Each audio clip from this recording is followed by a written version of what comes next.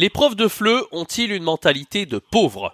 Bonjour à tous, c'est Jérémy, bienvenue sur la chaîne CFLE en ligne et bienvenue dans ce nouveau podcast aujourd'hui dans lequel on va parler d'argent.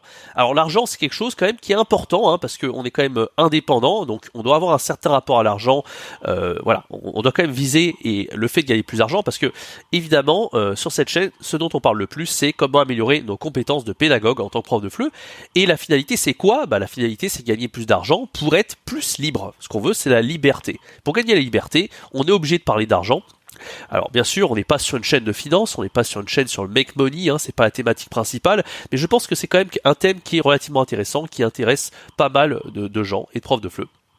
Donc on va parler un petit peu de ça et dans ce podcast je vais vraiment tout parler, je vais mettre vraiment carte sur table, je vais dire ce que je pense un petit peu, de la plupart des profs de FLE que j'ai pu rencontrer, quel est leur rapport à l'argent et je vais vous donner un petit peu aussi mon retour d'expérience, comment moi j'ai changé mon rapport à l'argent au cours du temps. Ça risque fortement de vous intéresser si vous êtes prof de FLE indépendant ou même si vous aimez bien parler d'argent, trouvez que c'est pas tabou et puis c'est quand même sympa d'en parler. Donc on va voir un petit peu tout ça dans ce podcast. Restez bien jusqu'à la fin pour découvrir ma question par rapport à la mentalité des profs de FLE par rapport à l'argent. Ont-ils une mentalité de pauvre par rapport au fait de gagner plus d'argent ou une mentalité de riche ? Alors je sais que ça va un peu rien dire comme ça, mais on va voir un petit peu ce que je veux dire par rapport à ça dans un instant.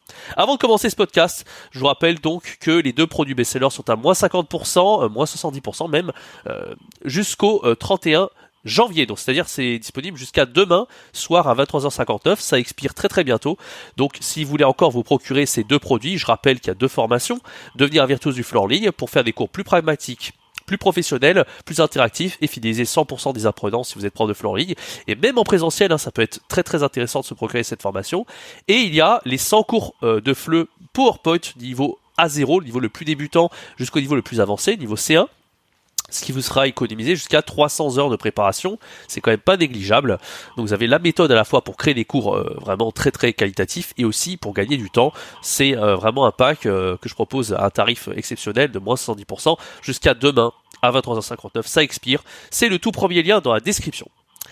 Alors, je vais donner mon avis sans plus attendre par rapport à la mentalité des profs de FLE par rapport à l'argent et je vous partage un petit peu ce que j'ai constaté aussi depuis ces dernières années et puis assez récemment encore, tous les jours je réfléchis par rapport à ça et voilà, je pense que ça va vous intéresser. Faut savoir que les profs de FLE déjà, on va partir du commencement. Pourquoi on devient prof de FLE à la base ? Probablement que c'est votre cas si vous avez envie de devenir prof de FLE, que ça soit indépendant ou pas indépendant.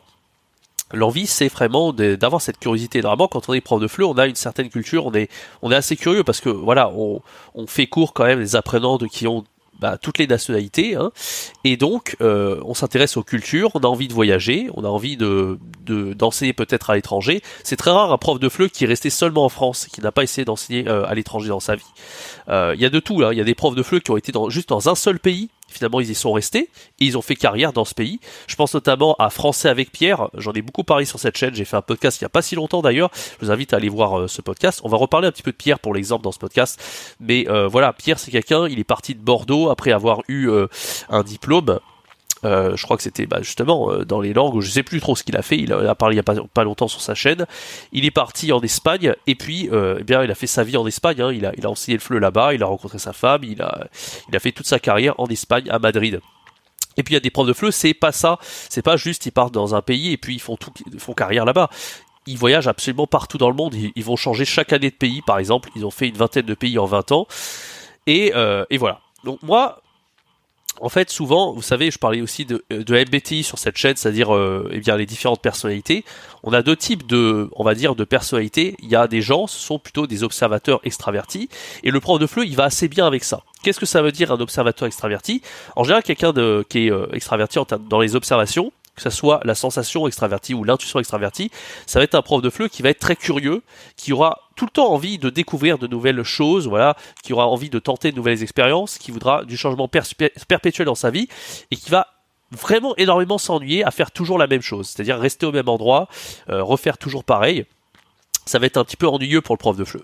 Et c'est pour ça qu'un prof de FLE, souvent, c'est justement c'est un observateur extraverti, parce que quand il crée ses cours, il aura toujours envie de faire quelque chose de différent. Il va pas toujours faire les mêmes cours, suivre le même manuel ou préparer toujours les mêmes cours, les mêmes cours, les mêmes cours. C'est souvent cette volonté de changement. Et puis c'est pareil aussi pour pour le fait d'expérimenter de nouvelles choses. On a plein d'apprenants de nationalités différentes. On n'a pas seulement une nationalité. Bon, même si moi, par exemple, j'ai enseigné en Chine, j'avais eu des Chinois pendant un an. En général, on enseigne à tout type de nationalité. Et si vous avez enseigné en ligne, vous savez très bien de quoi je parle. Et puis à côté de ça, on a les observateurs introvertis. Eux, c'est un petit peu l'inverse, c'est-à-dire qu'ils cherchent plutôt la stabilité, le fait de vouloir un petit peu toujours la même chose, et au contraire, eux, ils ont peur du changement. Si vous leur dites demain, allez, tu vas partir à l'autre bout de la planète pour enseigner, ça les fait un peu peur. Et en général, c'est les observateurs introvertis, ça veut pas dire qu'ils voyagent pas, hein. Souvent ils aiment bien aussi, c'est rare les gens qui n'aiment pas voyager, hein. On aime bien voyager, mais on va dire que les observateurs extravertis, c'est plutôt cette mentalité à vouloir toujours explorer de nouvelles choses. Alors pourquoi je vous raconte ça ? Parce que moi, je m'identifie énormément à ces observateurs extravertis. J'ai toujours voulu voyager, changer d'endroit à chaque fois. J'ai beaucoup voyagé jusqu'à présent. Hein. J'ai quand même fait l'Allemagne, le Canada, l'Angleterre, la Chine, la Taïwan. J'ai quand même pas mal voyagé. Et je suis resté pas mal de temps dans chacun de ces pays. Mais je me suis rendu compte d'une chose, c'est qu'en fait, voyager, c'est un lifestyle de riche, en fait. C'est vraiment, il faut se le permettre, hein, de pouvoir voyager partout, de changer de pays à chaque fois. Déjà, vous n'êtes pas dans votre pays, donc il faut s'habituer, hein, les prix, tout ça. Il faut payer un loyer souvent, il faut payer la nourriture, il faut payer les transports, beaucoup de choses en fait. Et tout ça, ça a un coût. Et si en plus vous changez de pays chaque année, c'est encore pire. Parce que une fois que vous habituez au pays, peut-être vous allez vous habituer et vous allez pouvoir adapter votre budget. Mais souvent, on passe d'un pays à un autre. Peut-être que vous allez passer d'un pays où le coût de la vie est pas du tout cher. Par exemple, vous êtes en Europe de l'Est, c'est pas cher du tout. Et puis du jour au lendemain, vous vous retrouvez aux États-Unis ou en Angleterre, je sais pas, à Londres par exemple, où le coût de la vie est beaucoup plus cher. Donc le fait de voyager très souvent, que ça soit des petits voyages ou le fait de s'expatrier, c'est vraiment un lifestyle de riche. Le problème, c'est quand on est prof de FLE, surtout en présentiel, on gagne pas des 1000 et des 100, on gagne souvent un SMIC. C'est très rare de gagner plus que ça, hein. Même en Chine, moi j'ai gagné 1400 €, alors pour la Chine c'était pas mal, mais il suffisait que je change de pays, hein, que je passe de la Chine à, comme je disais, les États-Unis par exemple, et tout de suite, j'allais pas forcément me retrouver dans une bonne situation. Je vous cite un petit exemple qui m'a marqué ces derniers jours. J'avais donc un ami, c'était un responsable pédagogique que j'ai eu en Chine, qui était vraiment mon mentor, c'est lui qui m'a beaucoup appris dans le FLE. Et lui, il doit avoir, 45 ans, je pense, si je dis pas de bêtises. J'espère que je dis pas des bêtises par rapport à son âge, mais enfin, il est quand même plus âgé que moi. Et toute sa vie, il a vécu à l'étranger. Il a fait plein de pays différents, il a appris plein de langues, il a beaucoup expérimenté dans le FLE, il a fait au moins 20 ans d'enseignement à l'étranger. Et puis récemment, pour des raisons familiales, il a dû rentrer en France. Et au final, maintenant il se retrouve un petit peu bloqué, c'est-à-dire que il a dû rester en France pour raison X ou Y. Et en fait, moi, ça m'a un petit peu choqué de voir que finalement, il a eu des expériences de folie dans sa vie. Il a beaucoup voyagé, il a eu des expériences incroyables. Mais pendant tout ce temps, finalement, comme je vous l'ai dit, le fait de voyager, c'est un lifestyle de riche. Et au final, il n'a pas forcément pu mettre énormément d'argent de côté, parce que quelqu'un qui reste en France, forcément, il est beaucoup plus habitué. Peut-être qu'il a ses parents qui sont pas très loin, pardon. Peut-être qu'il peut mettre plus d'argent de côté. Et donc, il va réussir quand même peut-être à placer cet argent, peut-être qu'il va l'investir cet argent plus facilement. Et le fait de voyager tout le temps, c'est beaucoup plus dur d'investir finalement. Peut-être qu'on peut investir à l'étranger si on rencontre un conjoint là-bas, mais c'est quand même souvent un petit peu plus difficile. Donc voilà, tout ça pour vous dire que selon moi, déjà c'est un premier point, c'est que souvent le prof de FLE, il va chercher toujours à voyager, à avoir de la nouveauté tout le temps. Et c'est difficile de viser long terme quand on fait ça. C'est difficile de se projeter en fait, parce que tout le temps on va changer d'environnement, on va toujours vouloir de la nouveauté. Et si vraiment on veut investir, ça va être extrêmement compliqué. Donc je pense qu'en fait dans la vie il faut arriver à trouver un équilibre en fait par rapport, comme je vous l'ai dit, les observateurs extravertis, c'est bien parce que tout le temps ils sont dans la nouveauté, ils vont toujours avoir de l'imagination, ils vont toujours s'éclater, il y aura pas de routine, etc. Mais ils vont être un peu accros à ça. Et à un moment donné, il va falloir se poser, il va falloir être stable, et il va falloir chercher plutôt du long terme. Et les observateurs introvertis, c'est un petit peu l'inverse. Ça va être plutôt des gens qui vont toujours rester dans leur zone de confort, ils vont avoir du mal à faire des choses différentes et à prendre des risques. Et eux, s'ils veulent avoir un peu plus d'équilibre, ils vont devoir chercher justement à quitter ce nid familial ou quitter leur pays d'origine, je sais pas, pour avoir un petit peu plus d'expérience. Voilà. Après, voilà. Moi, je pense qu'il faut arriver à trouver un équilibre. Moi, par exemple, j'arrêtais pas de vouloir voyager avant. Ça veut pas dire que je vais pas continuer à voyager, mais peut-être que je suis pas obligé de partir à l'autre bout de la planète, payer un billet d'avion hyper cher, payer un loyer hyper cher. Peut-être que je peux juste voyager autour de l'Europe, même en France. Hein. Il y a des belles régions à voir en France. On n'est pas obligé de partir à l'autre bout du monde, en tout cas, et s'expatrier pendant des années et payer très cher. Donc, il faut arriver à trouver un équilibre par rapport à tout ça. Et donc, l'idée, c'est de voir la différence entre chercher le plaisir immédiat et avoir un plan d'investissement sur le long terme. Comme je l'ai dit, souvent les gens qui ont une mentalité de riche, je reprends encore l'exemple de France avec Pierre, ils vont chercher, quand ils ont de l'argent de côté, à l'investir immédiatement. C'est un petit peu ce qu'il faut faire en fait pour vraiment avoir cette mentalité de riche. C'est-à-dire que François avec Pierre, il investit partout. Si vous regardez bien, il a une chaîne qu'il a sortie il y a pas longtemps qui s'appelle Pierre Money et il donne des conseils financiers qui sont très intéressants. Et il a parlé par exemple de la bourse, des crypto-monnaies, de l'immobilier, comment acheter sa résidence principale, comment créer son livre sur Amazon pour générer des revenus passifs, comment investir dans les œuvres d'art aussi, les NFT, les métaux précieux, etc. Et c'est vraiment hyper intéressant. Et souvent, pourquoi je dis que le prof de FLE, peut-être certains ont une mentalité de pauvre, c'est parce que justement, ils vont toujours chercher à avoir ce plaisir immédiat, de consommateur en fait.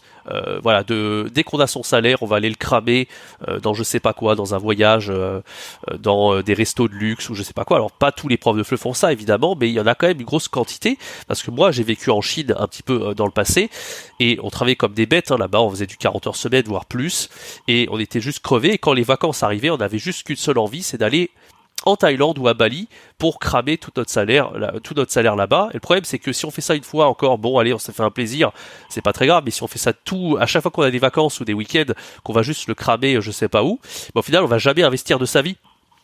Et surtout qu'en plus en Chine, avec la différence monétaire, la différence des banques, etc., c'est un petit peu plus difficile. Souvent, les gens qui rentrent en France après, ils ont du mal à récupérer leur argent, etc. Bon, bref, on va pas rentrer, c'est un autre sujet, mais voilà, la mentalité d'un riche, c'est quelqu'un qui va plutôt chercher à investir cet argent, qui va chercher un petit peu la stabilité. Ça veut pas dire qu'il va ne jamais voyager ou explorer de nouvelles choses, mais voilà, c'est vraiment quelque chose d'intéressant. Et puis souvent, voilà, comme je vous l'ai dit, les profs de FLE, c'est des gens qui sont très curieux de tenter de nouvelles choses et qui auront du mal du coup à chercher cette stabilité. Et moi j'étais comme ça beaucoup dans le passé, hein. Je pensais pas du tout à cet esprit d'avoir un plan long terme d'investissement et mine de rien maintenant j'ai un petit peu changé de mentalité par rapport à ça. Moi c'est ce que je vous conseille de faire si vous êtes un prof de FLE. Vous avez tendance à vous ennuyer assez rapidement, peut-être que, je sais pas, moi, avec le Covid, vous avez dû rentrer en France, et puis ça vous embête un petit peu, vous avez envie de repartir à l'étranger, etc.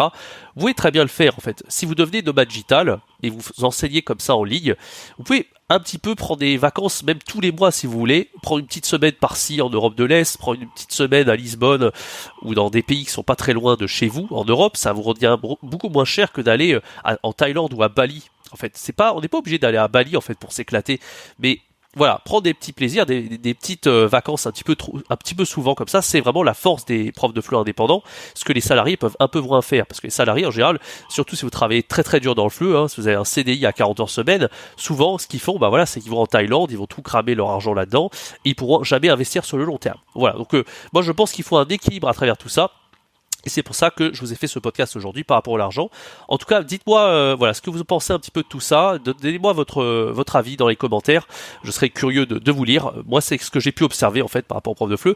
Je veux pas dire que c'est un petit peu mettre des gens dans des cases. Je vais pas dire que tous les profs de FLE crament leur argent et il y a des profs de FLE comme François avec Pierre qui investissent tout. Je pense qu'il y a de tout. Il y a des profs de FLE aussi qui sont très consciencieux et c'est pour ça aussi qu'on devient indépendant. L'objectif, c'est aussi d'épargner plus.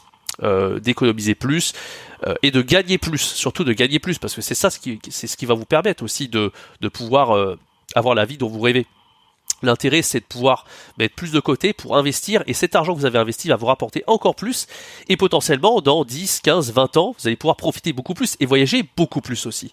Parce que si vous cramez tout dans l'instant immédiat, certes, vous avez du plaisir dans l'instant T, mais bien plus tard, vous vous retrouvez avec rien. Alors que celui qui a tout mis de côté, lui, va pouvoir voyager à l'infini, en fait, peut-être. Si ça lui rapporte, par exemple, s'il investit en bourse et qu'il a des dividendes, des plus-values sur ses investissements, il aura la liberté financière beaucoup plus tôt.